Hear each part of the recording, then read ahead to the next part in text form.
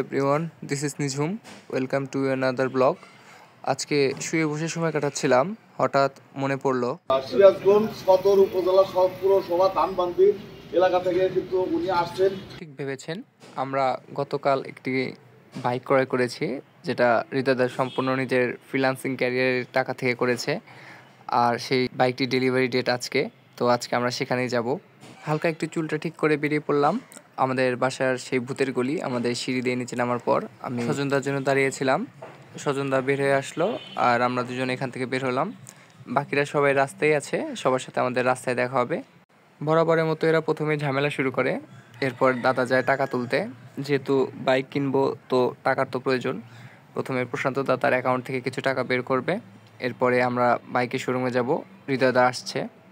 আমরা দুজন আমাদের মতো মজা করছিলাম, আমরা এমনি হাসাহাসি করছিলাম। এরপরে স্বজনদা তার প্রতিনিয়ত প্রত্যেক দিনের মতো সে প্রথমেই যায় মক্কাবাইয়ের দোকানে।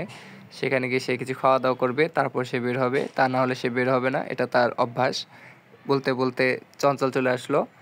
এখন ও আমাদের সাথে মজা করছিল, কারণ আমরা একটা নতুন বাইক নিতে যাব আর হৃদয়দা এখন এসে পৌঁছায়নি। এরপর হৃদয়দা আসলো আর দাদাকে বললাম, যেহেতু তুমি নিজের প্রথম বাইক কিনতে যাচ্ছ, তো তোমার অনুভূতিটা কেমন সে ব্যক্ত করলো। অনুভূতিটা সেই, এখন বাইক করতে যাচ্ছে আরো 20,000 টাকা নগদ থেকে, তারপরে যাব বাইকের কাছে। এরপর আমরা একটা দোকানে আসি। আসার পরে দোকানে যাওয়ার পরে দাদা কথা বলছিল যে আমরা এত টাকা এখন ক্যাশ আউট করবো, 20,000 টাকা। তো দোকানদার বললো, হ্যাঁ কোনো সমস্যা নেই, আপনি করতে পারবেন।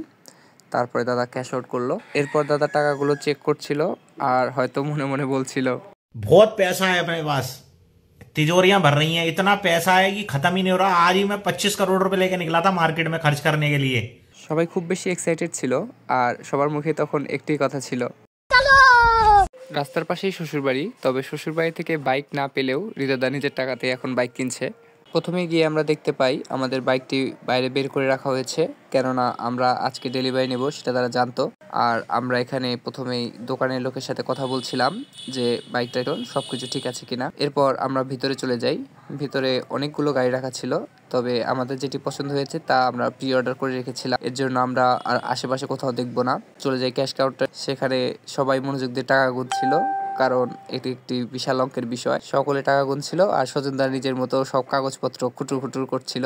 এটি ওর একটা অভ্যাস। আমরা বাইকটাকে নতুনভাবে দেখছিলাম সবকিছু ঠিক আছে কিনা, এবং যেরকমটা আমরা চেয়েছিলাম ঠিক সেরকমটাই পেয়েছি।